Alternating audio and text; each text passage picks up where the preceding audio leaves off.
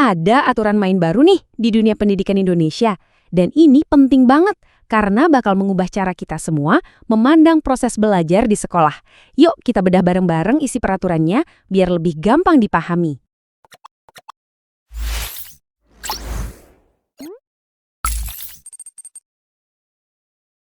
Nah, ini dia landasan hukumnya. Peraturan Menteri Pendidikan Dasar dan Menengah Nomor 1 Tahun 2000. Gampangnya, ini adalah pedoman resmi paling baru yang jadi panduan buat guru, sekolah, dan tentu saja orang tua. Pertanyaan besarnya, apa sih sebetulnya isi dari aturan baru ini?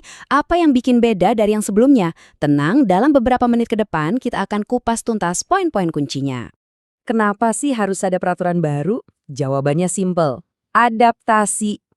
Aturan yang lama dari tahun 2022 itu perlu diupdate supaya proses belajar di sekolah kita lebih nyambung sama kemajuan zaman, baik itu di bidang sains, teknologi, maupun perubahan di masyarakat kita.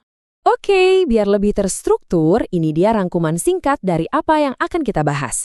Kita mulai dari standar prosesnya dulu, lanjut ke 3 prinsip utamanya, terus kita lihat gimana cara merencanakan, melaksanakan, dan yang terakhir, cara menilai proses belajar itu sendiri.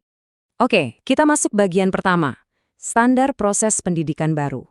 Anggap aja ini adalah semacam aturan main atau kriteria paling dasar tentang bagaimana seharusnya proses belajar mengajar itu berjalan di semua sekolah.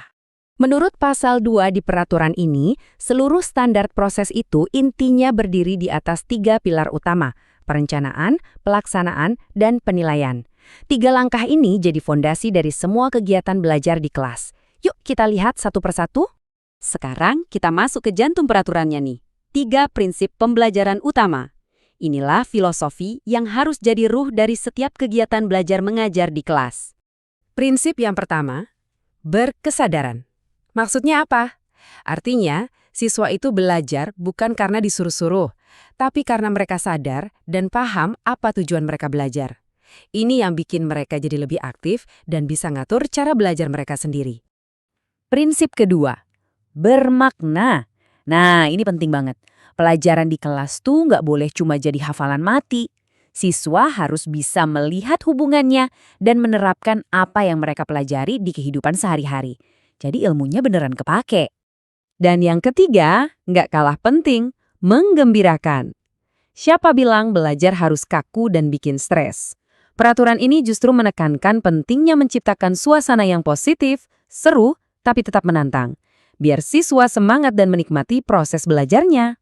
Oke, kita lanjut. Sekarang, gimana caranya 3 prinsip tadi, berkesadaran, bermakna, dan menggembirakan, diterapkan dalam tahap persiapan mengajar seorang guru? Nah, ini yang menarik. Menurut pasal 5, rencana pembelajaran itu sekarang dibuat lebih simpel. Minimal harus ada 3 hal ini. Tujuan yang mau dicapai siswa itu apa, langkah-langkah belajarnya gimana, dan cara mengukur keberhasilannya seperti apa. Jelas, ringkas, dan to the point. Bagian keempat, melaksanakan pembelajaran interaktif.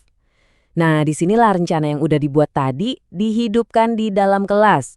Fokusnya adalah menciptakan atmosfer belajar yang mendukung. Pasal 9 ngejelasin dengan gamblang, suasana kelas itu harus punya 6 karakter ini. Harus interaktif, inspiratif, dan menyenangkan, tapi juga harus menantang. Tujuannya apa? Supaya siswa itu terdorong buat aktif, kreatif, dan juga mandiri. Terus gimana caranya guru bisa menciptakan suasana kayak gitu? Lewat 3 peran kunci ini, menjadi teladan yang baik, melakukan pendampingan layaknya seorang mentor, dan menjadi fasilitator yang membantu siswa mendapatkan berbagai sumber belajar. Yuk, kita lanjut ke bagian terakhir yang menurut saya paling revolusioner. Menilai proses, bukan hasil akhir.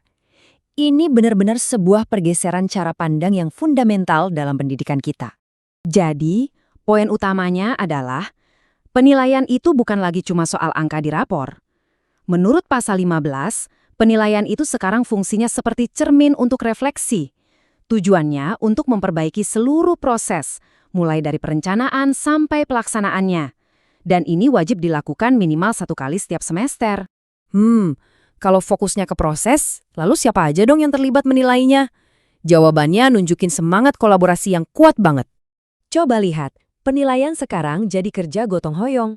Ada refleksi dari guru itu sendiri, masukan dari teman sesama guru, umpan balik dari kepala sekolah, dan bahkan siswa juga diajak terlibat. Ini adalah upaya untuk membangun budaya evaluasi yang menyeluruh. Kenapa semua pihak harus dilibatkan?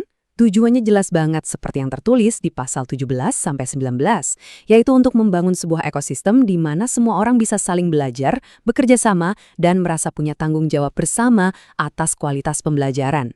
Jadi, apa kesimpulan besarnya? Peraturan ini mau menggeser fokus pendidikan kita. Dari yang mungkin tadinya hanya soal transfer materi, menjadi sebuah proses yang utuh yang benar-benar dirasakan langsung oleh siswa. Sadar akan tujuannya, bermakna bagi hidupnya, dan tentunya menyenangkan untuk dijalani. Nah, ini meninggalkan kita dengan satu pertanyaan penting untuk direnungkan.